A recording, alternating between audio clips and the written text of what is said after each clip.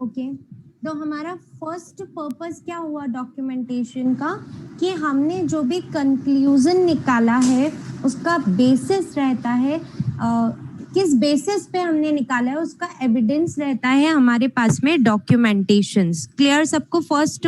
Now second, हमारे को जब हमारा ऑब्जेक्टिव बता रहे थे, ऑडिटर का ऑब्जेक्टिव बता रहे थे, तो वहां पे हमें कहा था कि भाई आपके ऑब्जेक्टिव दो हैं। आपका प्राइमरी ऑब्जेक्टिव दो है, फर्स्ट ओपिनियन इशू करना एंड सेकंड स्टैंडर्ड्स के अकॉर्डिंग ऑडिट करना। ठीक है, तो नाउ आपको इसका एविडेंस भी, तो जब आपके यहाँ पे वापस से ऑडिट करने आएंगे दूसरे सीएस, आपको इसका एविडेंस भी तो प्रेजेंट करना पड़ेगा कि हमने हमारा ओवरऑल ऑब्जेक्टिव अचीव किया है। हमारे दो ऑब्जेक्टिव्स थे, कंक्लूजन देना यानी कि ओपिनियन इशू करना एंड ऐसे के अकॉर्डिंग ऑडिट करना। तो ये दोनों चीजें हमने की है रियल में, इसका प्रूफ देना पड़ेगा आपको। तो वो प्रूफ आप कब दे पाओगे? जब आप डॉक्यूमेंटेशन मेंटेन कर पाओगे, तभी आप उसका प्रूफ दे पाओगे। ठीक है, तो सेकेंड पॉइंट क्या लिखा है? Evidence that the audit was planned and performed in accordance with standards. ये दोनों चीजें हमारा मेन पर्पस है किसका? डॉक्यूमेंटेशन का। Clear? Yes sir. Yes ma'am. है ना? अच्छा, क्या क्या पर्पस हो गए? दो फटाफट से बोलिए डॉक्यूमेंटेशन के। तो प्रूफ होगा कि हमने इस टाइप से ऑडिट करी, फ्यूचर के लिए एविडेंसेस होंगे। हाँ ठीक है, अगर कोई भी तो आंसर, हम कोई भी दूसरा ये कि स्टैंडर्ड्स के हमने एविडेंसेस as per अपने standards ऐसे को audit करते हुए perform बनाए कि नहीं। ठीक है, हमारा कंक्लूजन किस तरह से हम हमारे कंक्लूजन पे पहुंचे? हमने हमारा ओपिनियन जो इशू किया है वो अकॉर्डिंग टू स्टैंडर्ड्स किया है, जो प्लानिंग करी थी, जो भी ऑडिट प्रोसीजर्स परफॉर्म किए थे वो अकॉर्डिंग टू स्टैंडर्ड किए हैं। इन दोनों का एविडेंस है हमारे पास में डॉक्यूमेंटेशन। क्लियर? नाउ एडवांटेजेस क्या होंगे? नोट्स में से मत देखना, अभी आप अपने मन से बताइए कि मेरे पास में हर एक चीज रिटर्न में लिखी हुई है, तो इसका मुझे क्या एडवांटेज हो सकता है? हमें बहुत मोर रिलेवेंट होगा।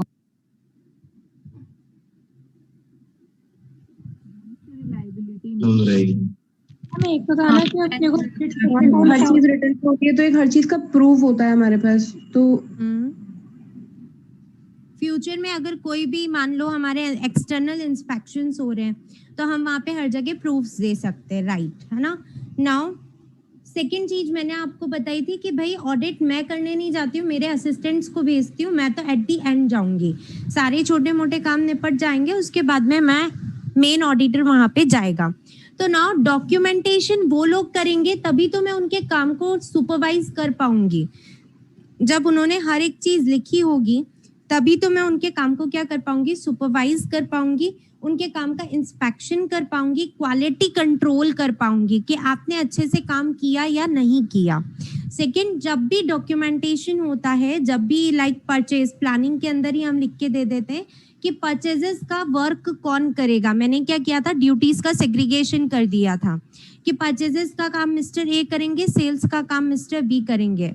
नाउ डॉक्यूमेंटेशन भी अब कौन करेगा? परचेजेस का मिस्टर ए और बी करेंगे सेल्स का डॉक्यूमेंटेशन। तो इन दैट केस अब कौन बंदा उस चीज के लिए अकाउंटेबल है, किसकी रिस्पॉन्सिबिलिटी है? लाइक परचेजेस में कोई गड़बड़ निकल जाती है, जब मैं सुपरविजन कर रही हूँ तो मैं आपके डॉक्यूमेंटेशन से ही सुपरविजन करूंगी ना। अब परचेजेस में कोई गड़बड़ निकल जाती है तो मैं किसको अकाउंटेबल ठहराऊं? ये सारी चीजें मुझे कहाँ से पता चलेगी? मेरे डॉक्यूमेंटेशन से ही पता चलेगी। अब मान लो आर्टिकल्स जो होते हैं वो हमेशा कंसिस्टेंट तो रहेंगे नहीं कि मिस्टर ए हमेशा ही मेरा आर्टिकल बना हुआ रहेगा, उसके 3 इयर्स कंप्लीट हो जाएंगे, देन वो मेरी आर्टिकलशिप से चला जाएगा।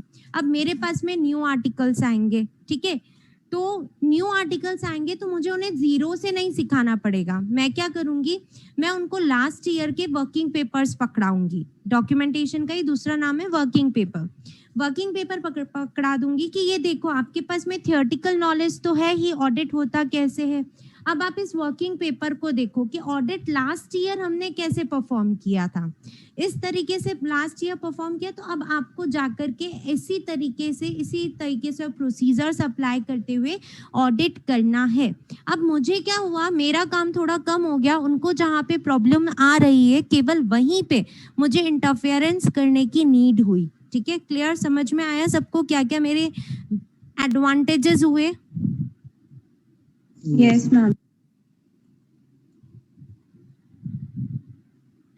ठीक है, तो फर्स्ट पॉइंट देखिए, assisting the engagement team to plan and perform the audit of next years. अभी बताया था मैंने, न्यू आर्टिकल असिस्टेंट्स आ गए। ठीक है, second, assisting the engagement team to direct and supervise the audit work, है ना। जैसे मान लो मेरे पास में मेरा आर्टिकल असिस्टेंट कोई बहुत सुपीरियर है, उसका फाइनल लेवल चल रहा है, ठीक है, तो अब उसके पास ऑलरेडी बहुत अच्छा एक्सपीरियंस है।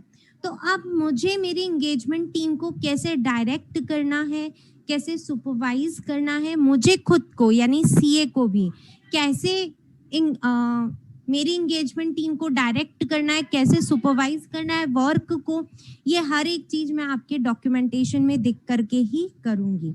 अकाउंटेबिलिटी कैसे ठहराएंगे हम किसी भी बंदे की, क्वालिटी कंट्रोल कर सकते हैं हम, ठीक है। और फाइनली अगर हमारे पास में कोई लीगल एक्सटर्नल इंस्पेक्शंस होते हैं किसी भी लीगल एंटिटी के या फिर लॉज के अकॉर्डिंग हमारे ऊपर कोई रिक्वायरमेंट आती है, तो वहां पे हम हमारे ऑडिट एविडेंसेस के बिहाफ पे ही हर एक चीज कर पाएंगे। तो ये सारे मेरे क्या हो गए, एडवांटेजेस हो गए ऑडिट डॉक्यूमेंटेशन के। क्लियर सबको, है ना। अब ऑडिट एडवांटेजेस ऑडिट डॉक्यूमेंटेशन में इंक्लूड क्या क्या होते हैं, तो मैंने आपको बताया ऑडिट डॉक्यूमेंटेशन के अंदर सारे ऑडिट एविडेंसेस इंक्लूड होंगे। हमने जो भी प्रोसीजर्स परफॉर्म किए हैं वो सारी चीजें इंक्लूड होगी, ठीक है, और कंक्लूजन इंक्लूड होगा। तो अब हमें यहाँ पे एग्जांपल्स देने हैं कि ऑडिट डॉक्यूमेंटेशन में आप इंक्लूड क्या क्या करोगे। तो सबसे पहले ऑडिट प्रोग्राम इंक्लूड करेंगे, क्या होता है आज ही पढ़ेंगे, ठीक है। हमने कोई एनालिसिस किया है, जैसे मान लो रेशो एनालिसिस किया कि जीपी रेशो क्या था last year, current year, last 5 सालों का क्या ट्रेंड चल रहा है कि भाई आपकी कंपनी इंक्रीजिंग वे में जा रही है या डिक्रीज होती जा रही है, या फिर मैंने एनालिसिस किया कि आपकी सेल बढ़ रही है बट फिर भी आपका जीपी रेशो क्यों डिक्रीज हो रहा है, ठीक है। या फिर मैंने एनालिसिस किया भाई कि आपके यहाँ पे हर ईयर आप असेट्स के अंदर कितना इन्वेस्टमेंट कर रहे हैं, क्या उसी इन्वेस्टमेंट के हिसाब से आपका प्रोडक्शन भी बढ़ रहा है या नहीं बढ़ रहा है ना, फालतू में पैसा मिस यूटिलाइज तो नहीं कर रहे आप लोग। ये सारे एनालिसिस अगर मैंने किए तो मुझे इनको क्या करना पड़ेगा, डॉक्यूमेंट करना पड़ेगा। तो जो भी एनालिसिस होते हैं वो सारे मैं डॉक्यूमेंट करती हूँ, ठीक है। मेरी जो भी क्वेरी शीट्स होती है उन सारी चीजों को भी मैं डॉक्यूमेंट करती हूँ। क्यों करती हूँ मैं क्वेरी शीट को डॉक्यूमेंट्स, क्योंकि मान लो मेरे को लग रहा है कि भाई आपका कोई ऑडिट एविडेंस मैच नहीं हो रहा है, ठीक है, तो मैं उसे कहाँ लिखूंगी, मेरी क्वेरी में लिखूंगी। तो अब उसका क्या रिजल्ट निकला ये चीज मुझे कहाँ से पता चलेगी, जब डॉक्यूमेंट करके रखूंगी तभी तो मुझे चीजें पता चलेगी, अदरवाइज मैं उन चीजों को भूल जाऊंगी। तो अब मेरे सामने फ्यूचर में कभी भी कोई मांगता है कि भाई इस क्वेरी को आपने रिजॉल्व कैसे किया था, तो मेरे पास में लिखी हुई है हर चीज मेरे डॉक्यूमेंटेशंस के अंदर कि ये देखो मेरे सामने ये क्वेरी आई थी, मैनेजमेंट से ऐसे डिस्कशंस हुआ था और फाइनल कंक्लूजन पे हम ऐसे पहुंचे थे। हर एक चीज मेरे सामने लिखी हुई है। Evidences obtained, summary of significant matters, कोई भी मैटर हुआ था उसका क्या समरी निकला, ठीक है, जैसे इंश्योरेंस क्लेम के बारे में कुछ डिस्कशंस किए हमने, देन फाइनल आपका क्या रिजल्ट निकला उसका पूरा समरी हमारे पास में रहता है। Confirmations and representation letters, representation letter मैं आपको अभी अभी समझाई थी, कैश का ले लिया, क्लोजिंग स्टॉक का ले लिया। कंफर्मेशंस, एक्सटर्नल कंफर्मेशंस क्या होती है ये समझिए, ये भी एक टाइप ऑफ ऑडिट एविडेंस है। जैसे मेरी बुक के अंदर, मेरी बुक्स ऑफ अकाउंट्स के अंदर मिस्टर ए डेटर आ रहे हैं 50,000 रुपए से, अब मैं एज एन ऑडिटर आपकी कंपनी के अंदर आ रही हूँ, आपके बुक्स ऑफ अकाउंट्स के अंदर मिस्टर ए आ रहे हैं डेटर 50,000 रुपए के। मैंने कहा कि क्या प्रूफ है कि मिस्टर ए से आप 50,000 रुपए मांगते हो। उन्होंने हमें सारे ट्रांजैक्शंस दिखा दिए कि ये देखो हमने सेल किया था, फिर ये पैसा आया और फाइनली 50,000 रुपए बाकी हैं। तो मैंने कहा ठीक है, बट अगर इसमें आपने कोई ट्रांजैक्शन नहीं लिखा हो तो मुझे कैसे पता चलेगा। तो मैं क्या करती हूँ, मेरे इन सारी क्वेश्चनिंग माइंड के लिए मिस्टर ए को का मेल आईडी या फोन नंबर आपसे ले लेती हूँ। ठीक है, बिल के ऊपर नॉर्मली लिखा ही रहता है, आपसे बिना बताए बिना आपसे बोले भी मैं ये सारे काम कर सकती हूँ क्योंकि मेरा राइट है एविडेंसेस कलेक्ट करने का। तो मैंने मिस्टर ए का जब बिल देख रही हूँ, ऊपर फोन नंबर देखी, उनकी मेल आईडी देखी, उनको एक मेल कर दिया अपनी ऑफिशियल आईडी से कि भाई आपके बुक्स ऑफ अकाउंट्स में मुझे इस कंपनी का क्या चाहिए, लेजर चाहिए। तो उनके बुक्स ऑफ अकाउंट्स से जो लेजर निकल के आएगा उसे कहते हैं कंफर्मेशन, कि उनके क्रेडिटर की लिस्ट में ये कंपनी का नाम आ रहा होगा, उसका लेजर निकाल के वो मुझे क्या कर देंगे, मेल कर देंगे। और इसे कहते हैं, इस लेजर वाले पार्ट को कहेंगे हम एक्सटर्नल कंफर्मेशंस, कि बाहर के किसी बंदे से हमने ये कंफर्मेशन लिया है कि रियल में आपके उसके 50,000 रुपए ड्यू है। समझे क्या होती है एक्सटर्नल कंफर्मेशंस? Yes ma'am. है ना। रिप्रेजेंटेशन लेटर सबको पता है। देन फाइनल है correspondence relating to significant matters. कई बार होता है कि हम लोग डायरेक्टली बोर्ड ऑफ डायरेक्टर्स से नहीं मिल पाते, वो लोग बहुत बिजी हैं, हम लोग उनसे नहीं मिल पा रहे हैं, या हम ओनर ऑफ फर्म से नहीं मिल पा रहे हैं। इन दैट केस हम क्या करते हैं, उनसे रिटर्न में बातें करते हैं, है ना। लाइक मेल कर दिया मैंने उनको कि मुझे इन पर्टिकुलर एरियाज में प्रॉब्लम आ रही है, तो या तो आप मुझे रिटर्न में लिख करके दे दो इनका क्या सॉल्यूशन है ना, या फिर आप मुझसे आकर के मिल लो। मुझसे आकर के मिले तो मैंने क्या रेडी किया, समरी ऑफ सिग्निफिकेंट मैटर्स। ठीक है, अब अगर हम लोग रिटर्न के अंदर कम्युनिकेट कर रहे हैं तो जो भी कॉरेस्पॉन्डेंस हुआ हम लोगों के बीच में वो भी हमें डॉक्यूमेंटेशन के अंदर इन्वॉल्व रखना चाहिए। तो ये सारे क्या हो गए, हमारे ऑडिट डॉक्यूमेंटेशन हो गए। क्लियर एग्जांपल्स हैं, आप चाहें तो अपने मन से समरी ऑफ सिग्निफिकेंट मैटर बताना। समरी ऑफ सिग्निफिकेंट मैटर्स, जैसे मान लो कोई रिलेटेड पार्टी से, कुछ भी हो सकते हैं सिग्निफिकेंट मैटर्स, है ना।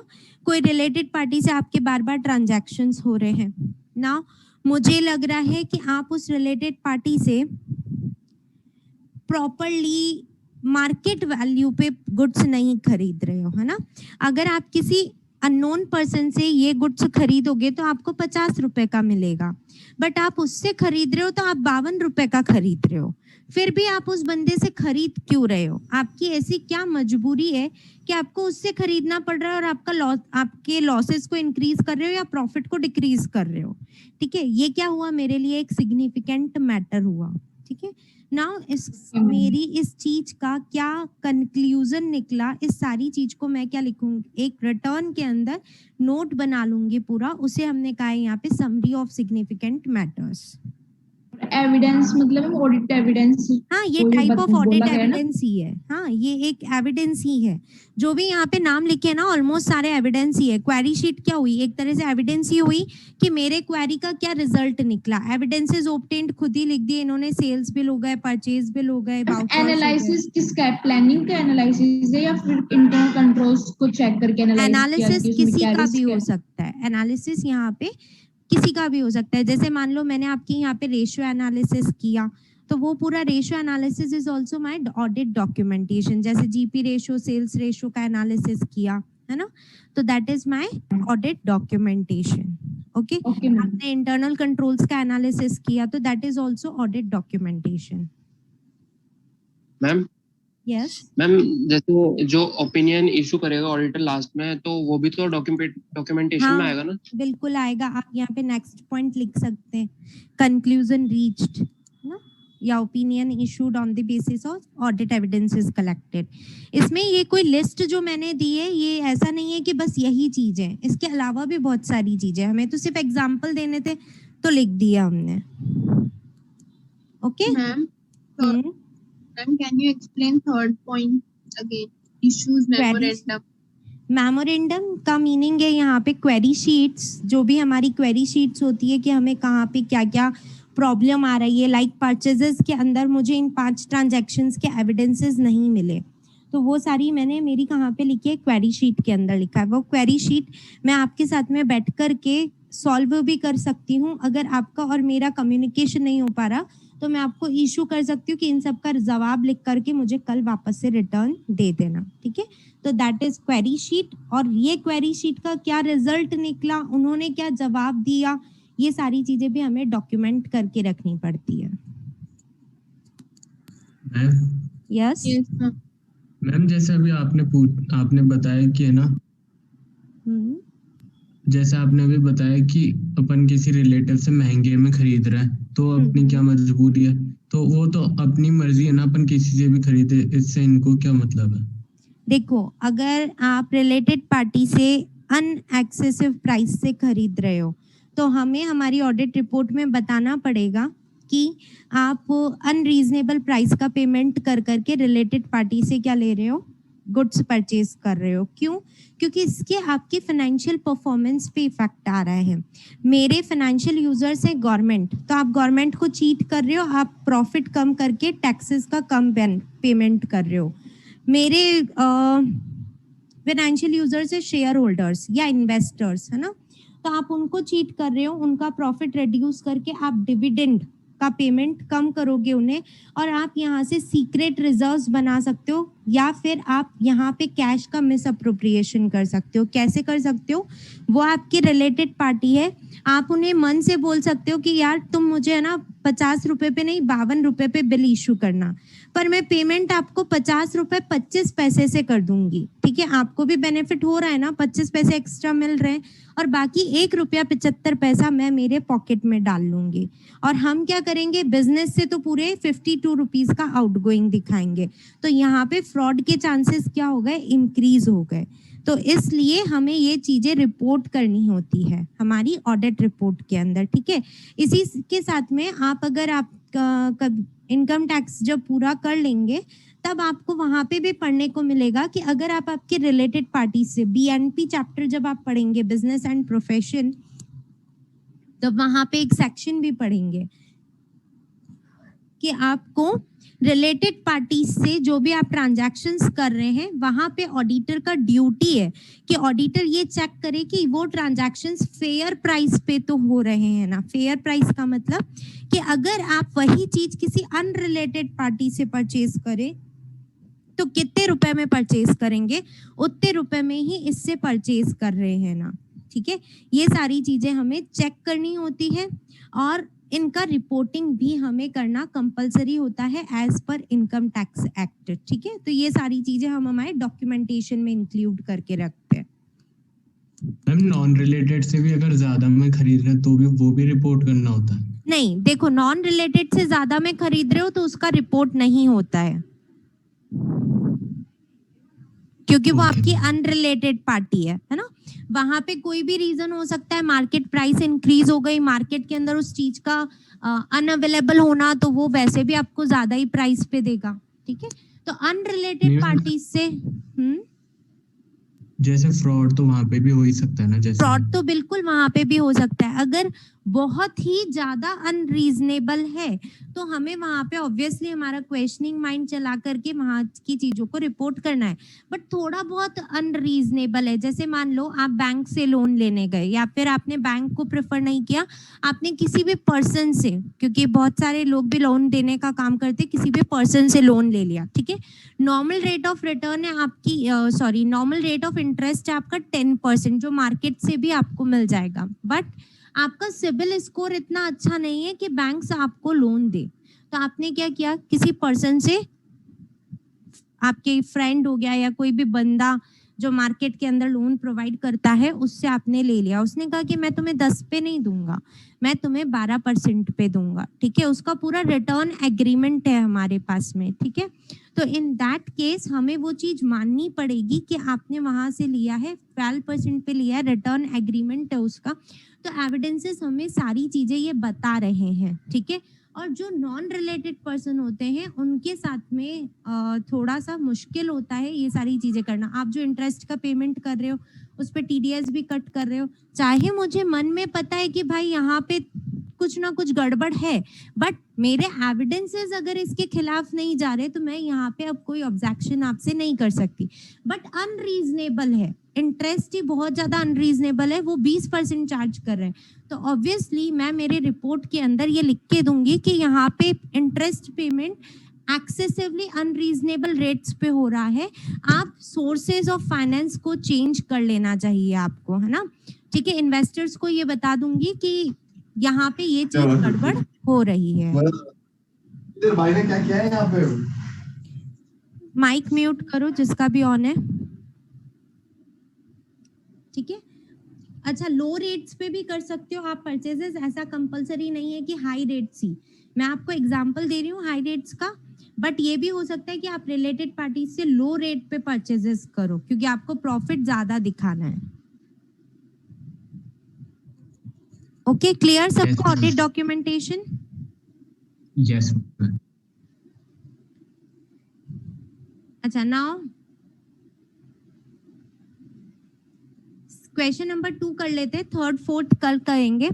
Right a short note on audit file, it's retention and ownership, है ना। मैं आपको ये नॉर्मली समझा रही हूँ, रीड आप घर पे कर लेना। क्या ऑडिट फाइल क्या होती है अब, है ना। तो सिंपली ऑडिट डॉक्यूमेंटेशन क्या हुआ, हम किसी स्पेसिफिक ऑडिट पे जा रहे हैं, ठीक है, उस पर्टिकुलर ऑडिट का, जैसे मैं आई 20-21 के लिए ऑडिट करने, फाइनेंशियल ईयर 2021 के लिए आपके यहाँ पे ऑडिट करने आई, तो 2021 के लिए जो भी मैंने ये डॉक्यूमेंट कलेक्ट किए हैं, एविडेंसेस कलेक्ट किए, इन सबको मैं क्या कहती हूँ, डॉक्यूमेंटेशन। नाउ इन डॉक्यूमेंटेशन को मैंने जब एक फाइल के अंदर स्टोर कर दिया तो उस फाइल को मैं कहती हूँ ऑडिट फाइल। इस फाइल के अंदर मेरे पास में लास्ट ईयर के भी डॉक्यूमेंटेशंस होंगे, करंट ईयर के भी डॉक्यूमेंटेशंस होंगे, ठीक है। लास्ट ईयर का ऑडिट रिपोर्ट भी होगा, करंट ईयर का भी ऑडिट रिपोर्ट होगा।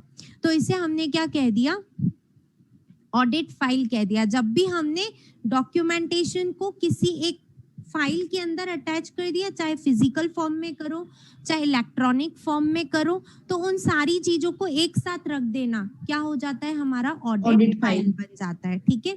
ऑडिट फाइल नॉर्मली 2 टाइप्स की होती है, परमानेंट ऑडिट फाइल और current audit file. Real life के अंदर ऐसा कोई कॉन्सेप्ट नहीं होता है, ऑडिट फाइल एक ही होती है ना। बट बुकिश में गिवन है कि 2 टाइप की होती है, परमानेंट ऑडिट फाइल और current audit file. Permanent audit file का मतलब क्या हो गया, वो ऑडिट फाइल, इसके अंदर हम वो डॉक्यूमेंट्स रखेंगे जो हमारे लॉन्ग रन के लिए रेलिवेंट रहेंगे, है ना। जैसे memorandum of articles of association पढ़ा है सब लोगों ने, क्या ये मेरे ऑडिट में एक ही साल काम आएगा या हर साल काम आता रहेगा? हर साल काम आएगा, है ना, क्योंकि वहां पे परमानेंट इंफॉर्मेशंस लिखी है मेरी, तो वो मेरे लिए हर ऑडिट के लिए, हर ऑडिट एंगेजमेंट के लिए रिलेवेंट होगा। तो मैं उसे कौन सी ऑडिट फाइल के अंदर रखूंगी, परमानेंट ऑडिट फाइल के अंदर। नाउ करंट ऑडिट फाइल का मतलब क्या हुआ कि वो डॉक्यूमेंट्स जो सिर्फ और सिर्फ करंट ईयर की ऑडिट के काम में आएंगे, जैसे सेल्स बिल, है ना, कोई भी आपकी करंट ईयर की कोई भी क्वेरी हुई, करंट ईयर का कोई मैटर हुआ, ये सब केवल करंट ईयर से रिलेटेड है, इसलिए ये कौन सी फाइल के अंदर आप अटैच करेंगे, करंट ऑडिट फाइल के अंदर। तो अकॉर्डिंग टू बुकिश नॉलेज जो हम डॉक्यूमेंटेशंस होते हैं उनको 2 पार्ट्स के अंदर डिवाइड कर देते हैं, परमानेंट ऑडिट फाइल और करंट ऑडिट फाइल। वो डॉक्यूमेंट्स जो मेरे नेक्स्ट ईयर्स की ऑडिट में भी काम आने वाले हैं उनको हमने स्टोर कर दिया परमानेंट के अंदर, और जो डॉक्यूमेंट्स, जो ऑडिट एविडेंसेस मेरे ओनली करंट ईयर से रिलेटेड है उनको मैंने अटैच कर दिया करंट ऑडिट फाइल के अंदर। बट रियल लाइफ में ऐसा कुछ नहीं होता है, एक ही फाइल होती है, सारे डॉक्यूमेंट, सारे वर्किंग पेपर हम साथ में अटैच करते हैं।